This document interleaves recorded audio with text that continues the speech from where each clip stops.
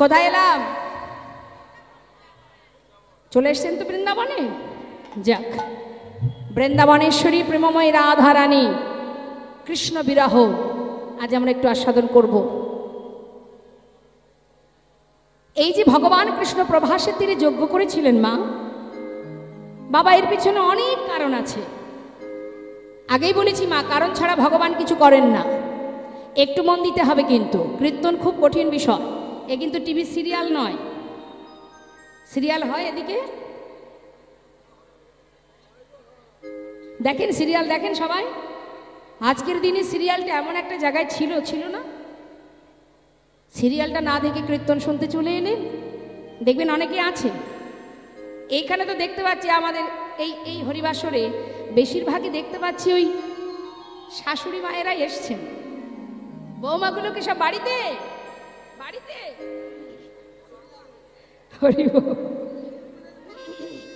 ঠিক আছে, চিন্তা নেই, থাকুক বৌমা। একদিন আবার তাকেও ওখানে আসতে হবে। বাবা, গতি নাই, গতি নাই, নাম ছাড়া জীবের গতি নাই। তা যাই হোক মা, আস্তে সুধাম বৃন্দাবনে ভগবান যে যজ্ঞ করলেন প্রভাসের তীরে, তার অনেকগুলো কারণের মধ্যে আমি কয়েকটা একটু ছোট ছোট করে বলতে বলতে যাব, একটু মন দিয়ে শুনবেন। দেখুন, গুজরাটের কথা বলছি। সৌমতীর্থ বলে একটি জায়গা আছে বাবা। মায়েরা একটু মন দেবেন, কথা বললেই মুশকিল, তাহলে আমার কীর্তনও বন্ধ হয়ে যাবে। সৌমতীর্থ বলে একটি জায়গা আছে, সেখানে এক ভোলানাথের সেবা হয়। ভোলানাথ আছেন একটা মন্দিরে। সেই যে ভোলানাথ, ওই ভোলানাথের নাম অনুসারে সেই জায়গাটির নাম সোমনাথ। ভোলানাথের নাম হচ্ছে সোমনাথ, সেই নামে সেই জায়গাটির নাম। এই যে সৌমতীর্থ, এই সৌমতীর্থে একটা নদী আছে। ওই নদীতে আসতে, ওই যে নদী,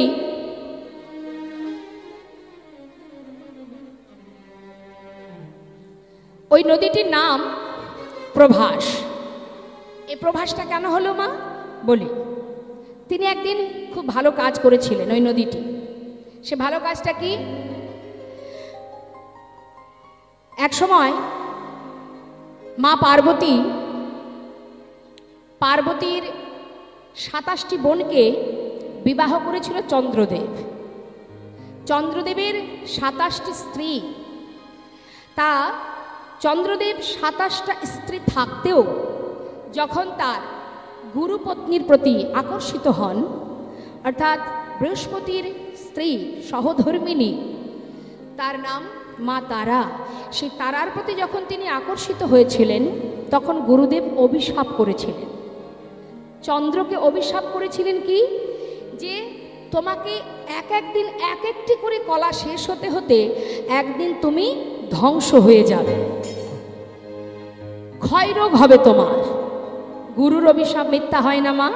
তাই যখন এই অভিশাপ দিল, চন্দ্রদেব একটার পর একটা কলা শেষ হতে শুরু হলো। প্রতিদিন একটা কলা করে, দেখবেন আকাশে চাঁদ ওঠে, দেখেছেন তো?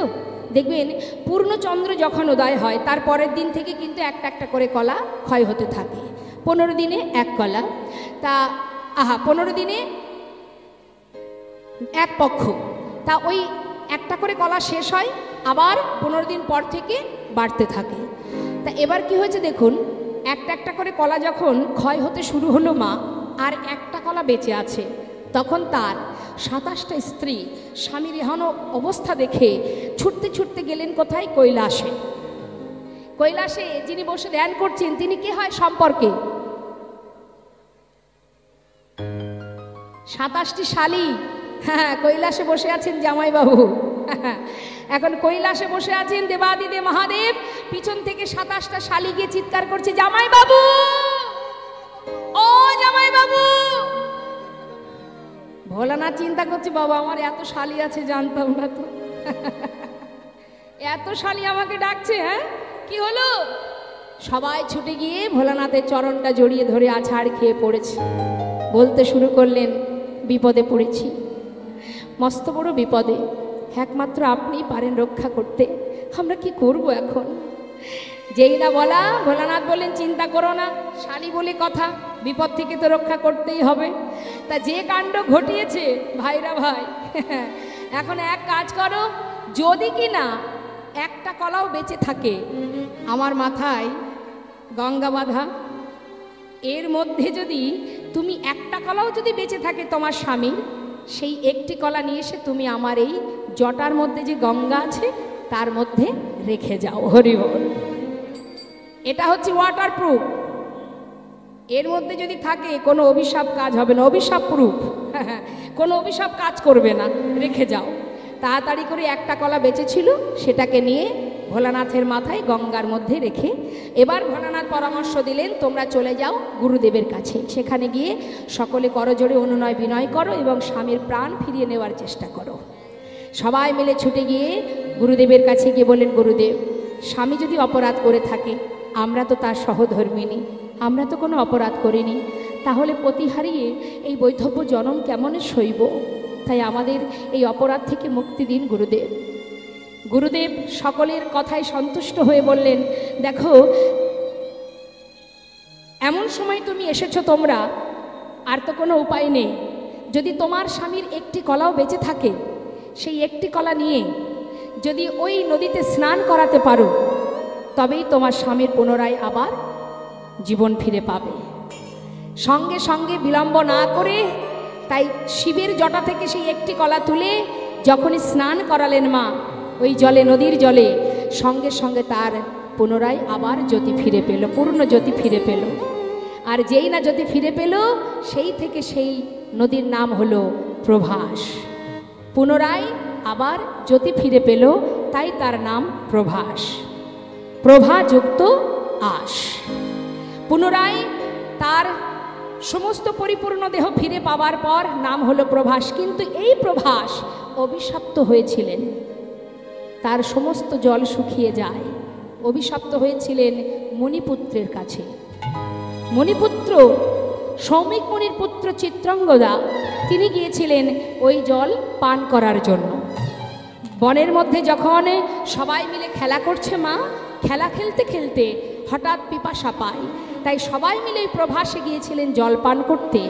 আর জল পান করে যখন উঠতে যাবে, এমন সময় ওই প্রভাসের জলের মধ্যে ছিল একটা কুমির। সেই কুমির কি করেছিল? চিত্রাঙ্গদাকে ধরে জলের মধ্যে নিয়ে গিয়ে তাকে খেয়ে ফেলে। আর এই খবর সমস্ত মুনিরা, ছোট ছোট শিশুরা, তারা গিয়ে ওই চিত্রাঙ্গদার পিতা তার কাছে গিয়ে জানালো। সঙ্গে সঙ্গে বিলম্ব না করে সৌমিক মুনি ছুটে এলো সেই প্রভাসের তীরে। এসে বলে উঠলেন যে, রে প্রভাস, আজ তুই আমার সন্তানের প্রাণ হরণ করেছিস, যে অন্যায় করেছিস, যে পাপ করেছিস, এর জন্য আমি তোকে অভিশাপ করলাম। অভিশাপ দিল কি, আজ থেকে তোর এই বক্ষের উপরে কুকুর, বিড়াল সকলে মলমূত্র ত্যাগ করবে, সমস্ত জল শুকিয়ে যাবে, রুক্ষ হয়ে যাবি তুই। সঙ্গে সঙ্গে প্রভাস করজোড়ে বলে উঠলেন, হে মুনিবর, আমি তো কোনো অপরাধ করিনি। আপনার সন্তানকে যে হরণ করেছে, সে তো আমার বক্ষে বাস করত কুমির, এতে আমার কি অপরাধ? তখন মনে মনে চিন্তা করলেন, সত্যি তো, সে তো কোনো অন্যায় করেনি। তাই বললেন, দেখ, আমি তো মনি, আমার অভিশাপ লঙ্ঘন হবে না, কিন্তু যখন তুই নিজে করজোড়ে আমার কাছে প্রার্থনা করছিস, তোর অপরাধ নেই, কিন্তু আমি একটা ভুল করে অভিশাপ দিয়েছি, তাই আবার আমি আশীর্বাদও করলাম, যেদিন এই প্রভাসের জল দিয়ে অনাদি আদি গোবিন্দ রাধারানী চরণ ধৌত করবে, সেদিন তুই মুক্তি পাবিনি। তাই গৌর হরিবোল, হরিবোল, হরিবোল। এই হলো এক কারণ মা। আরেকটি কারণ, কুরুক্ষেত্রে যুদ্ধের পর হস্তিনাপুরে রাজা হয়েছিল ধর্মরাজ যুধিষ্ঠির। কথাগুলো একটু মন দিতে হবে। যুধিষ্ঠির রাজা হবার পর ভগবান কৃষ্ণ রথের উপরে উঠে কুন্তি পিসিমাকে ডাকছে, পিসিমা এদিকে এসো। পিসিমা, এতদিন তুমি তোমার সন্তানদের নিয়ে বনে বনে কাটিয়েছ, আজ তোমার পুত্র হস্তিনাপুরের রাজা, তুমি রাজমাতা, জীবনের সমস্ত দুঃখ কষ্ট তোমার দূর হয়ে গেছে পিসিমা। পিসিমা এবার আমাকে বিদায় দাও, আমি চলে যাই। যেই না বলেছে বাবা, কুন্তী পিসিমা পাশে দাঁড়িয়ে চিন্তা করছে, কৃষ্ণ যখনই আমাকে ছেড়ে ঘরে যায়, যাবার কালে আমাকে বলে আমি আসি। আসি কথার অর্থ সে আবার আসবে, তাই তো? গুরুজনরা কি বলে, বাড়ির কোনো ব্যক্তি যদি ঘর থেকে যাবার সময় ভুল করে বলে বসে আমি যাই, দেখবেন ঘর থেকে বলে ফেলে, বলে যে যাই বলিস না, বল আসি। তো কৃষ্ণ যখনই যাই কথাটা বললেন মা, কুন্তী পিসিমা মনে মনে চিন্তা করলেন, কৃষ্ণ তো এমন কথা কোনোদিন বলেনি, তবে আজ কেন বললেন? তবে কি সে আজ চলে গেলে আর কখনো আসবে না? পাশে দাঁড়িয়ে দাঁড়িয়ে কুন্তী পিসিমা ভাবছেন। কৃষ্ণচন্দ্র বললেন, পিসিমা যাবার আগে আমি তোমায় বর দিয়ে যাব। আজকের দিনে তুমি বর চেয়ে নাও, যা চাইবে আমি তোমার সেই বাঞ্ছা পূর্ণ করব। সারা জীবন কষ্ট পাবার পর কেউ কি আর দুঃখ চায় মা? শেষ জীবনে এসে দুঃখ কেউ চায়? আমরা কি চাই? আমরা সর্বক্ষণ ভগবানের কাছে কি চাই?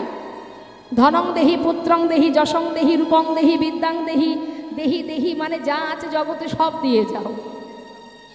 আমরা শুধু চাইতে জানি বাবা, আমরা চাই সুখে থাকবো, ভালো রাখো, সুখে রাখো, কিন্তু দেবার বেলায়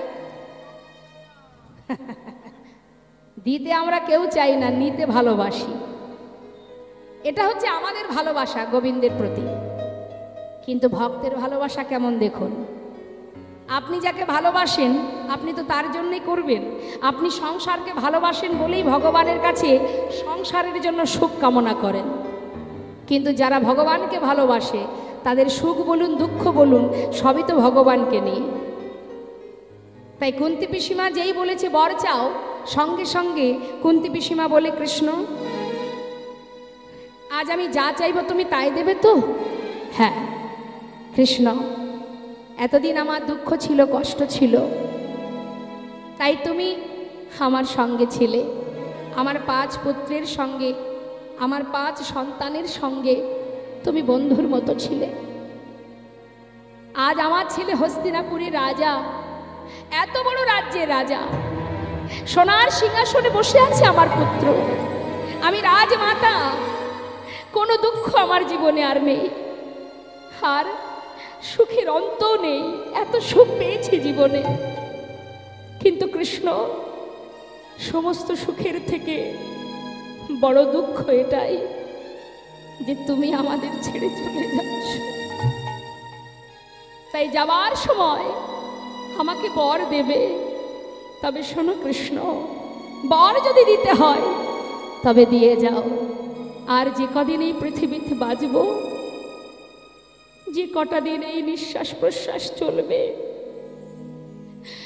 জগতে যার জীবনে যত দুঃখ কষ্ট আছে, প্রত্যেকটি যন্ত্রণা, প্রত্যেকটি কষ্ট তুমি আমায় দিয়ে যাও। এতটুকু সুখ যেন জীবনে না থাকে। যে কষ্ট পেলে, যে দুঃখ পেলে, আমি তোমায় ভালোবাসতে পারবো। কি হবে সোনার সিংহাসনে বসে থেকে? যে সিংহাসনে বসলে জনমের মতো কৃষ্ণ হারা হতে হয়, সে সিংহাসন আমি চাই না। পাশে দাঁড়িয়ে আছে বাবা ভীম, মাকে বলছে, মা সারা জীবন তো কষ্ট পেয়েছি, তোমার কি স্বাদ মেটেনি মা? বলো, সবে তো আমাদের দাদা রাজা হলো, একটু সুখের নাগাল পেলাম, আবার কেন কষ্ট চাইছো? মা বললেন, ওরে ভীম, কষ্ট ছিল বলে কৃষ্ণ আমার সঙ্গে ছিল। হাজার বাধা, হাজার বিপদ এলেও সব বাধাকে আমরা উপেক্ষা করেছি। কিন্তু আজ সুখের সিংহাসনে বসে যদি কৃষ্ণ হারা হতে হয়, তার মতো দুঃখ এ জগতে আমার কাছে আর কিচ্ছু নেই বাবা। আমি কিচ্ছু চাই না, আমি শুধু আমার কৃষ্ণকে চাই। সিংহাসন থেকে নেমে আয় বাবা, চাই না ওই সিংহাসন। ভগবান রথ থেকে নেমে পিসিমার গলাটা জড়িয়ে ধরে বললেন, পিসিমা কত ভালোবাসো তুমি আমাকে, আমার জন্য এই রাজ সিংহাসন ত্যাগ করতে চাও তুমি?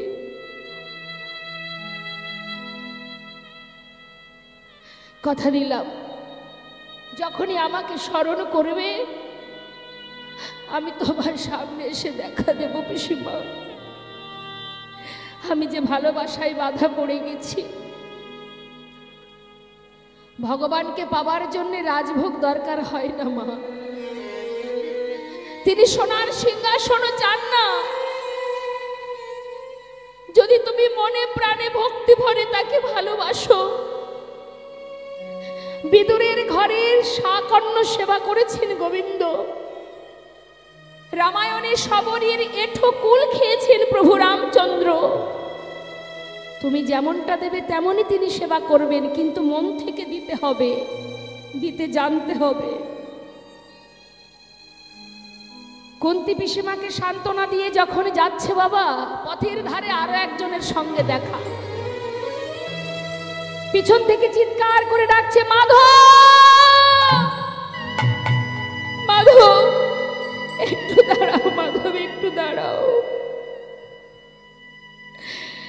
চেয়ে দেখো পিছন ফিরে, আমি সেই মা,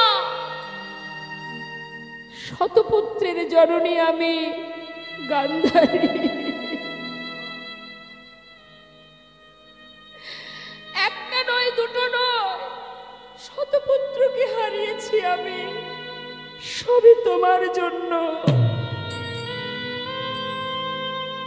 তুমি যদি চাইতে যুদ্ধ হতো না,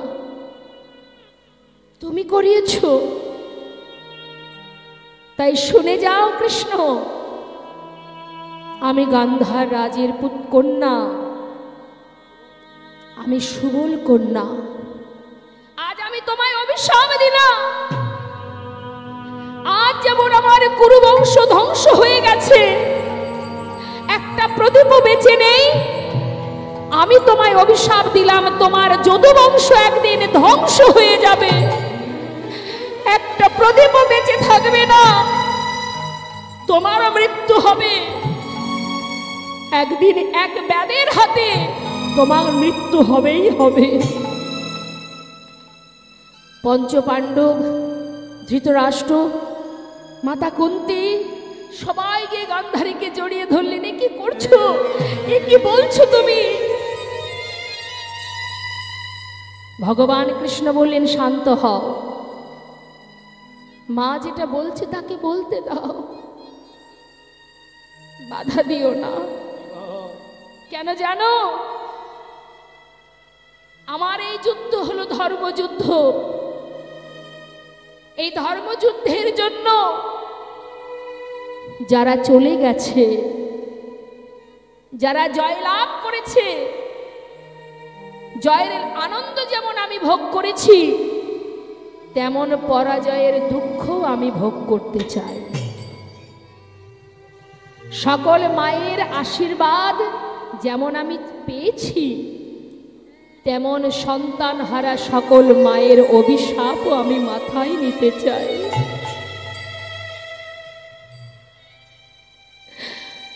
তাই হবে মা, তাই হবে। বাঞ্ছা কল্পতরু ভগবান সকল অভিশাপ মাথায় নিলেন। যিনি জগৎ পিতা, দেখতে দেখতে যদুবংশ বড় হচ্ছে মা। 56 কোটি যদুবংশ, তার মধ্যে একটি ছেলে যার নাম শাম্ভ। এই শাম্ভ অনেকটা মেয়েদের মতো দেখতে, তাই তার পেটের উপরে একটা কড়া বেঁধে নারী সাজিয়ে কাপড় পরিয়ে বনে নিয়ে গেছে মনি ঋষিদের কাছে। মনি ঋষির কাছে গিয়ে বলছে, মনিবার, অ মনিবার, বলো না মনিবার, তোমরা তো যুগ যুগ ধরে সাধনা করছো, বলতে পারো এর গর্ভে কে জন্ম নেবে? মুনিবর কিন্তু সবই বুঝতে পারছেন মা, বারবার বলছে তোমরা চলে যাও, তোমরা বড় হয়েছো, তোমরা গুরুজনকে সম্মান করছো না, তোমরা ধরাকে সরা জ্ঞান করছো, চলে যাও। কেন কেন চলে যাব? আচ্ছা বুঝেছি, তার মানে তোমরা বলতে পারবে না, তাই না? আহা, এতটাই উপদ্রব করছে বারবার, বাধ্য হয়ে তখন বলে উঠলেন, তবে শোন, জানতে চাস? জানতে চাস? তবে একটা কথা বলি শোন, এর গর্ভে যে জন্মগ্রহণ করবে, এর গর্ভ থেকে যে ভূমিষ্ঠ হবে, তাকে দিয়েই তোদের এই যদুবংশ ধ্বংস হয়ে যাবে। যেই না বলেছে, সঙ্গে সঙ্গে ভয়ে ভীত হয়ে চললেন গোবিন্দের কাছে। ভগবান কৃষ্ণের কাছে গিয়ে সবাই মিলে করজোড়ে গিয়ে বলে উঠলেন যে এখন আমাদের উপায় কি? আমরা যে বিপদে পড়ে গেছি, আমাদের মৃত্যু অনিবার্য, আমাদের অভিশাপ করেছে, কি করব এখন? ভগবান বললেন, চিন্তা করো না, যে জন্মগ্রহণ করবে ওই গর্ভ থেকে যে ভূমিষ্ঠ হবে, ভূমিষ্ঠ হবার পর আমার কাছে নিয়ে আসবে। যে কড়াটা বেঁধেছিল মা, সেই কড়াটি গর্ভে থেকে ভূমিষ্ঠ হলো একটি ফাল হয়ে। সেই ফালটি হাতে করে নিয়ে যখন গোবিন্দের কাছে গেলেন, গোবিন্দ বলেন, চিন্তা করো না, সবই তো তার লীলা মা। কি করলেন? বললেন, চলে যাও, এই ফালটা নিয়ে তোমরা ওই যে প্রভাস নদীর পাড়ে যে পাথর আছে, পাথরে ঘষে ঘষে ওটাকে ক্ষয় করে দাও। এবার সবাই মিলে ওই নদীর ধারে গিয়ে সেটাকে যত ঘষছে তত ফেনা হচ্ছে, আর ফেনাগুলো জলের ধার বরাবর, তীরের ধার বরাবর যাচ্ছে, আর যত ফেনা হচ্ছে নদীর ধার বরাবর যাচ্ছে সেই ফেনাগুলো, আর সেই ফেনা থেকে নল খাগড়ার গাছ হচ্ছে। নিতাই গৌর হরি। হয়তো আপনারা দেখেছেন নল খাগড়ার গাছ। আর ঘষতে ঘষতে যখন আর এতটুকু বাকি আছে, ভাবছি এটা দিয়ে আর কি বা হবে, সেটা নিয়ে ছুঁড়ে জলে ফেলে দিলেন। ফেলে দেওয়ার পর চলে গেল সবাই। হরি বল। ভগবান কখন কিভাবে কাকে পরীক্ষা করে কে বা জানে। এদিকে হলো কি মা, রাম অবতারে সীতাকে উদ্ধার করবার জন্য প্রভু রামচন্দ্র তিনি বিনা যুদ্ধে হত্যা করেছিলেন বালিকে। সেই বালি যখন মারা যায়, তার পুত্র অঙ্গদ সে কিন্তু জানতো না যে প্রভু স্বয়ং নিজে বিনা যুদ্ধে আমার পিতাকে হত্যা করেছে। প্রভুকে মা সীতাকে উদ্ধার করার জন্য অনেক সহযোগিতা করেছিলেন অঙ্গদ। প্রভু সন্তুষ্ট হয়ে বলেছিল, অঙ্গদ, তোমার কর্মে আমি সন্তুষ্ট, তুমি আমার কাছে বর চেয়ে নাও। তখন অঙ্গদ বলেছিলেন, হে প্রভু, আমারও বহুদিনের একটি আশা আছে, আর আমি জানি সেই আশা তুমি পূর্ণ করতে পারবে। প্রভু, বরে যদি দিতে হয় তবে এই বর দাও, যে আমার পিতাকে হত্যা করেছে বিনা যুদ্ধে, আমিও ঠিক তেমন ভাবে নিজে হাতে তাকে হত্যা করতে চাইনি। তাই গৌর হরি। ভগবান বললেন, তথাস্তু অঙ্গদ, তোমার মনোবাঞ্ছা পূর্ণ হবে। আহা, কি লীলা দেখুন মা। কি করলো সেই অঙ্গদ? তিনি দাপর যুগে হলো জরা নামের ব্যাধ। এই ব্যাধ প্রতিনিয়ত পাখি ধরতো মা।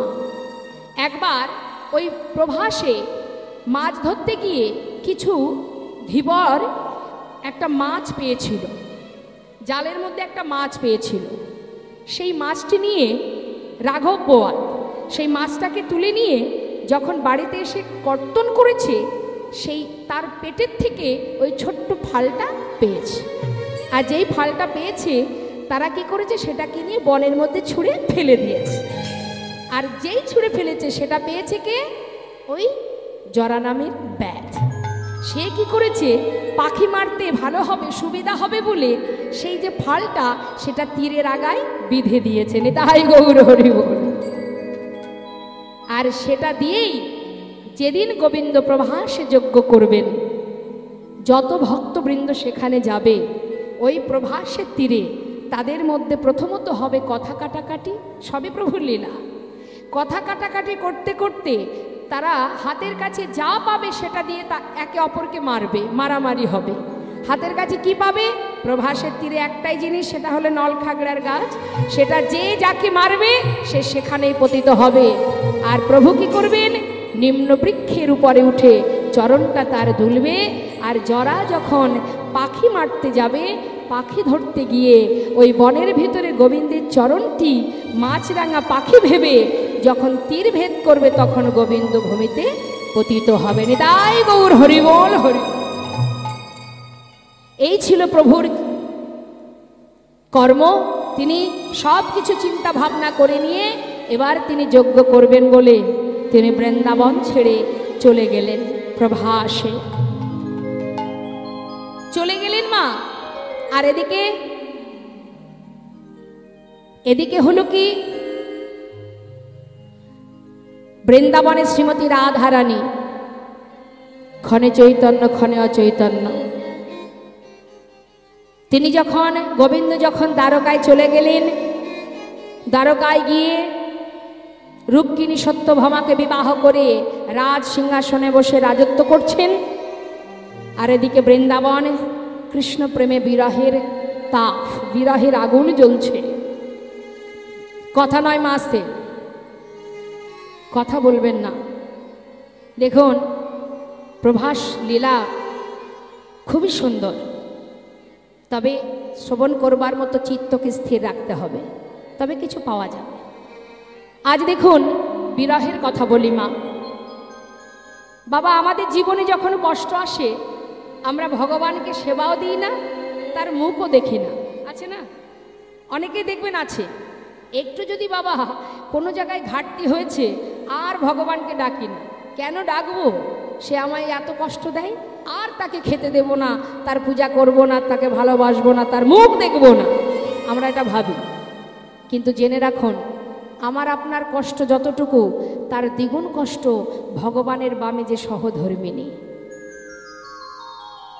ভগবানের বামে যে সহধর্মিনী, তার জীবনের কষ্টটা যদি একবার ভাবতে পারেন, তাহলে আপনার কষ্ট কষ্ট নয়। সত্য ত্রেতা দাপার কলি, কলিযুগে মহাপ্রভুর বামে যিনি আছেন মা বিষ্ণুপ্রিয়া, মহাপ্রভু চলে যাবার পর থেকে চার দেওয়ালের মধ্যে নিজেকে বেঁধে রেখে প্রতিদিন ওই কাষ্ঠ বিগ্রহ সেবা করতেন। আর নিজেকে বাঁচিয়ে রাখার জন্য ওই ঘরের মধ্যে বসে মহামন্ত্র জপ করতেন সারাদিন ধরে। যতবার মহামন্ত্র শেষ হতো, ততবার একটা করে চাল আলাদা করে রাখত। দিনের শেষে যতটুকু চাল হতো রন্ধন করে অর্ধেক দিত শাশুড়ি মাকে, অর্ধেক নিজে সেবা করত, আর অর্ধেক দিত বাড়ির কাজের যে ছিলেন বৃদ্ধ, সেই ঈশানকে। তাহলে বাবা এতটুকু করে সেবা করতেন কেন? নিজেকে বাঁচিয়ে রাখার জন্য। কারণ আমি যদি বেঁচে থাকি তবে প্রভুর সেবা করতে পারব সারা জীবন। বৃন্দাবনের রাধারানী, কখনো দেবর্ষী নারদ, কখনো বৃন্দাদতী, তাদেরকে পাঠিয়ে গোবিন্দ কোথায় আছে, কেমন আছে সে খবর আনত। কিন্তু কৃষ্ণপ্রিয়া, মা বিষ্ণুপ্রিয়া কোনোদিন জানতে পারেনি প্রভু কোথায় আছে বা কেমন আছে। এতটাই দুঃখের। রাম অবতারের কথা ভাবুন মা। মা সীতা চলে গেল বনবাসে, তারপর তার অগ্নি পরীক্ষা হলো, অবশেষে তাকে পাতালে চলে যেতে হলো। তাহলে আমরা কেন তার কাছে সুখ কামনা করব? কেন? ভগবান বললেন, যে করে আমার আশ আমি তার করি সর্বনাশ, তথাপিও যে না ছাড়ে আমার পাশ, আমি হই তার দাসানো দাস। আজ শ্রীমতী রাধারানী কৃষ্ণ প্রেমে বিরহিনী রাধা আজ বৃন্দাবনে কাজ চোখের জলে বুক ভাসিয়ে। দেখুন, যখন গোবিন্দ চলে গেলেন মথুরায়, দ্বারকায়, সেই থেকে রাধারানী আমার কৃষ্ণ বিরহে ক্ষণে চৈতন্য ক্ষণে অচৈতন্য মা। মহাজন বর্ণনা করছেন, দেখো কৃষ্ণ কৃষ্ণ বলি কাঁদে বাহু তুলি, মরমে দারুণ ব্যথা। কৃষ্ণ কৃষ্ণ বলি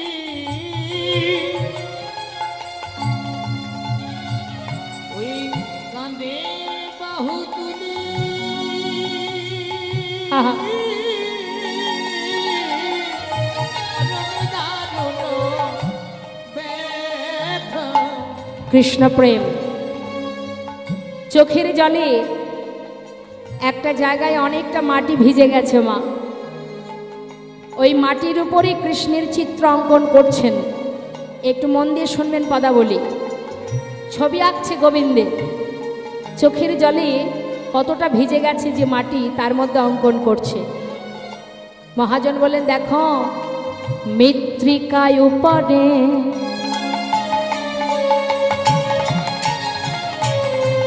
মূর্তি আঁকিয়া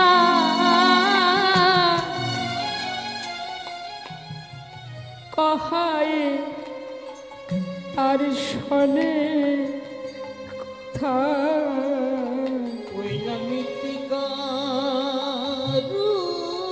উপরে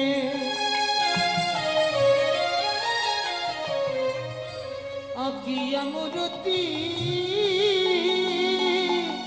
কহে তার সামনে কথা। বলি একবার বধূ,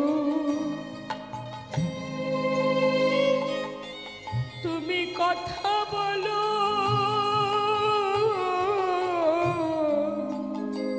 বলি একবার প্রভু তুমি কথা বলো, ফিরে আসো কিবা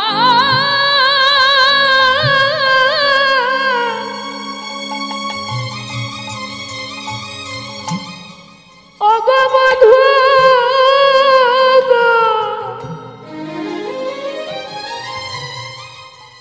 ফিরে আসো কি বানাই বায়াসো, তুমি একবার বধূ কথা বলো। তুমি ফিরে আসো কিনা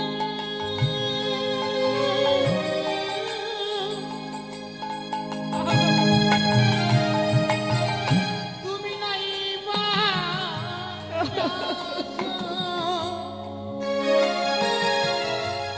একবার বধূ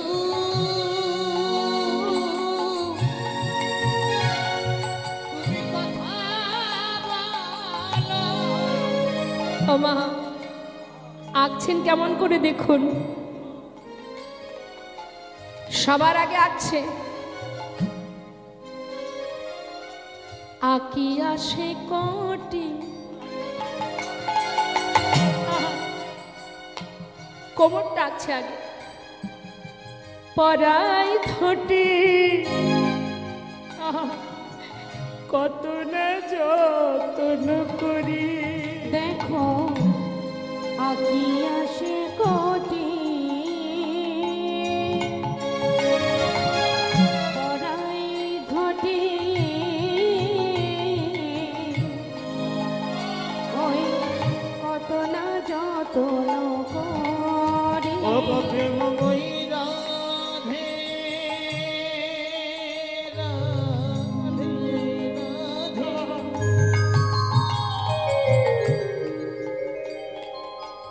আমার প্রেম বই রাধা বিনোদিনী।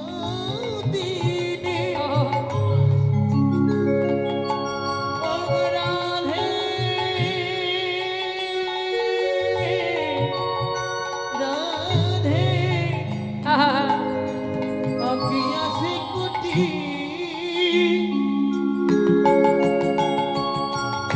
পরাইয়া ধটি,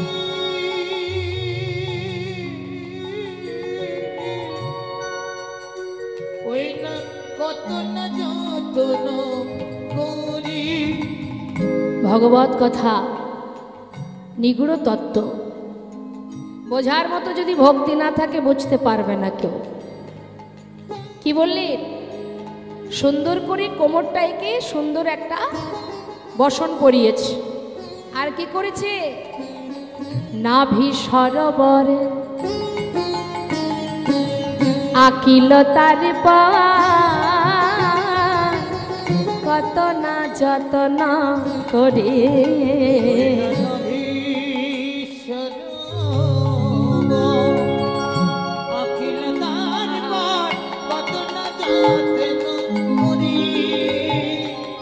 দেখবেন এখানে অনেকেই আছে চিত্র অঙ্কন করে। মায়েরা একবার বলুন তো, যারা ছবি আঁকে, ধরুন মানুষের একটা ছবি আঁকবে, হয় বাবা মস্তক থেকে আঁকবে, না হলে চরণ থেকে আঁকবে, কি তাই তো মা? শুরু করবে কোথা থেকে? কোমর থেকে কেউ শুরু করে? আহা, এর পিছনেও কারণ আছে, তত্ত্ব লুকিয়ে আছে। তা বাবা প্রশ্ন হচ্ছে, তিনি মাঝখান থেকে কেন আঁকছেন? সখীরা সবাই কিন্তু দেখছে রাধারানী আগে কোমরটা এঁকেছে, আস্তে এদিকে কি হলো, তারপরে কি আঁকছেন রাধারানী আমার? আহা, বাহু দুটি আঁকি ছল ছল আঁখি কহাই মধুর কথা।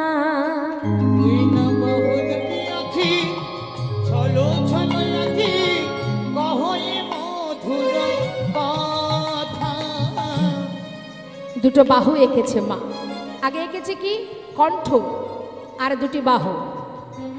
মহাজন বললেন, দেখো দেখো কণ্ঠ কুম্ভ কিবা অনুপম শোভা, কত না যত্ন করে কণ্ঠ কুম্ভ কিবা অনুপম শোভা, কত না যত্ন করে। বলে একবার বধূ তুমি বাজাও বাঁশি, নিতাই গৌর হরিব।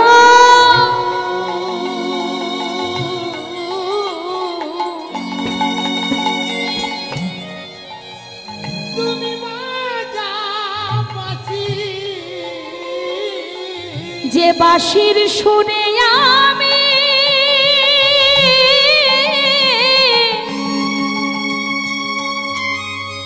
অগবধূ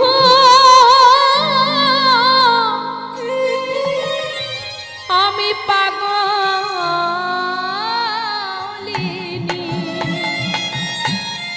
একবার বধূ তুমি বাজাও বাঁশি।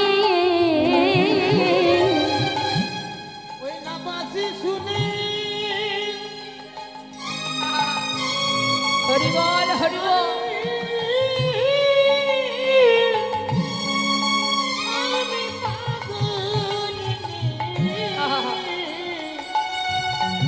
একবার বাজাও আপনি বাঁশি শুনি। মা সবাই বলে উঠলেন, এই রাধে, এই দাঁড়া দাঁড়া। বলছি, তুই যে চিত্র অঙ্কন করছিস, তুই কি অঙ্কন ভুলে গেলি? কি হয়েছে, এত কথা হচ্ছে কেন? কি বাড়ি যাওয়ার সময় হয়ে গেছে? তাহলে এত কেন, এত চিৎকার কেন? কি হয়েছে ঠাকুমা?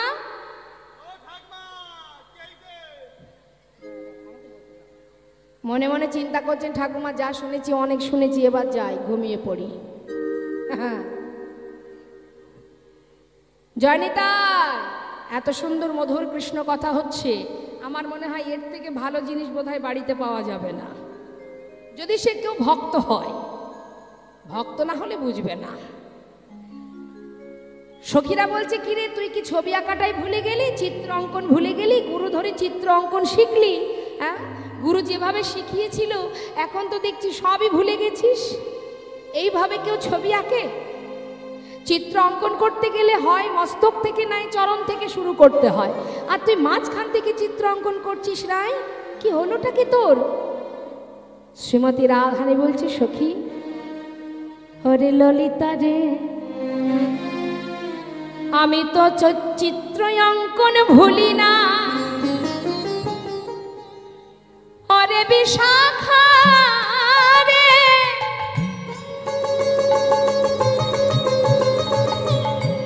কি বলবো আমি তোদের কাছে? তবে শোনে ললিতা, শোনে বিশাখা, আমি মস্তক আঁকি নাই কেন জানিস? সবার আগে যদি মস্তক অঙ্কন করি, যদি বদনটি আমি আগে আঁকি, আমার পরাণ বধুর দুটি নয়ন পানে নয়নে যাবে। ওই নয়ন পানে নয়নে দিলে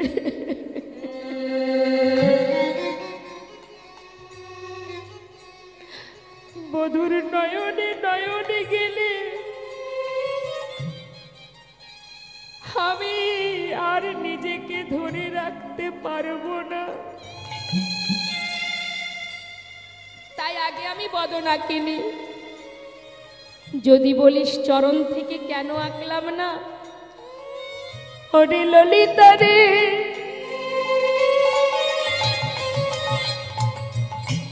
এই বৃন্দাবনে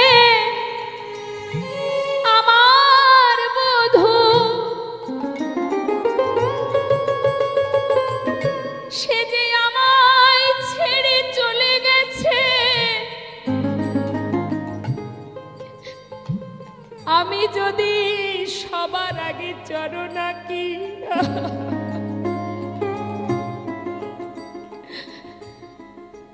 এই বৃন্দাবনের আমার পরাণ বধূ যেমন চলে গেছে,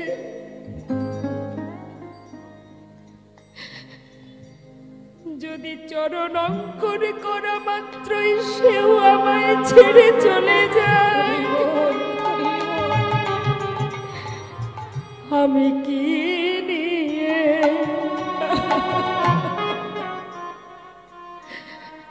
এই ব্রজে রইব? আমি কি নিয়ে এই ব্রজে রইব? চরণ অঙ্কন করলে যদি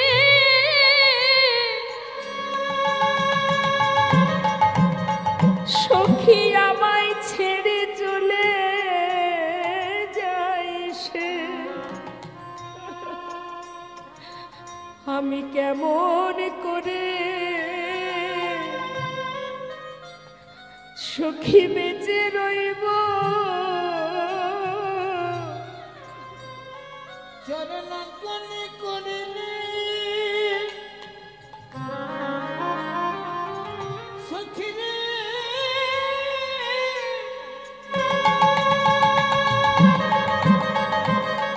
আমায় ছেড়ে চলে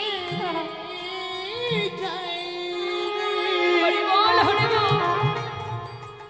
আমি কি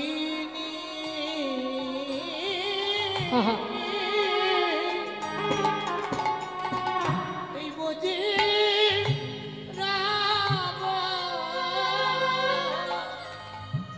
বৃন্দাবনের প্রেম, ব্রজ প্রেম আগুনের ন্যায় মা। তাপ, প্রেম হচ্ছে একটা তাপ। এই তাপ যদি কারোর অঙ্গে লাগে সে গলে যায়। পাথর কখনো গলে বাবা? যখন কিনা পাথরকে আগুনে দেওয়া হয় সে গলে যায় না মা। অর্থাৎ বিরহ, অর্থাৎ প্রেম, কৃষ্ণ প্রেম, ব্রজ প্রেম হলো শ্রেষ্ঠ প্রেম। এই প্রেম হচ্ছে আগুনের ন্যায়, যেখানেই লাগবে সেই গলে যাবে। পুরীধামে মহাপ্রভু জগন্নাথ মন্দিরের সম্মুখে যে গরুর স্তম্ভটি ধরে অঝর নয়নে বুক ভাসিয়ে প্রভু কাঁদতেন, সেখানে যে হাত দিয়ে তিনি ধরেছিলেন তার বিরহে, তার তাপে সেই গরুর স্তম্ভটি দেখবেন ওই প্রভুর হাতের ছাপ সেখানে আছে। অর্থাৎ তার প্রেম তাপে গলে গিয়েছিল।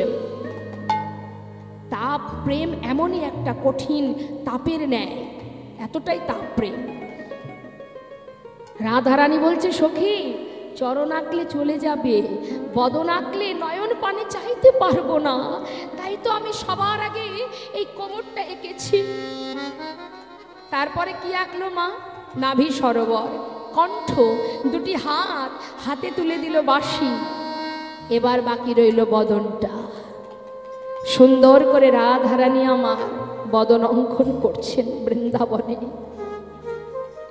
পাগলিনীর ন্যায় বনের মধ্যে বসে বসে বদনখানা অঙ্কন করে গোবিন্দের বদনের উপরে নিজের মুখখানা রেখে কাঁদছে আর বলছে, মুখে মুখ দিয়া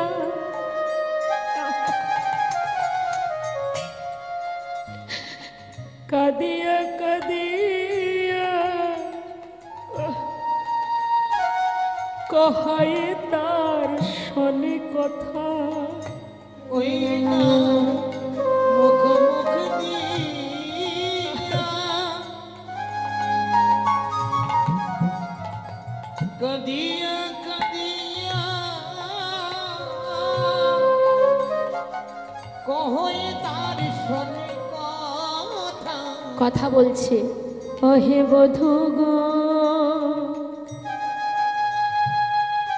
ওহে আমার পরাণ বধূ, বলো বলো কোথায় আছো? ওহে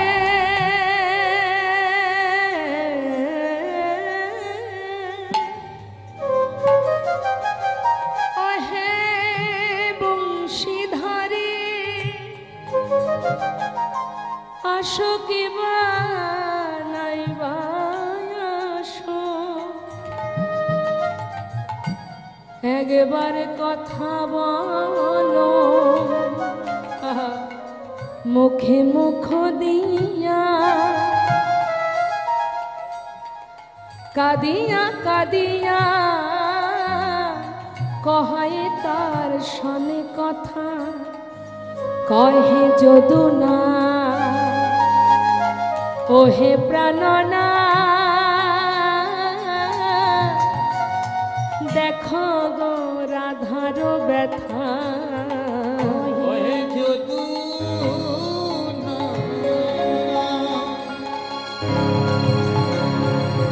ওহে প্রাণনা, তুমি দেখো না রাধার ব্যথা। একবার সে দেখে যাও গো তুমি, দেখে যাও গো। বলি ওহে আমার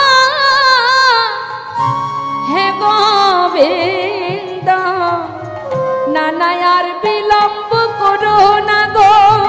নিতাই গৌর হরিবল হরিবল।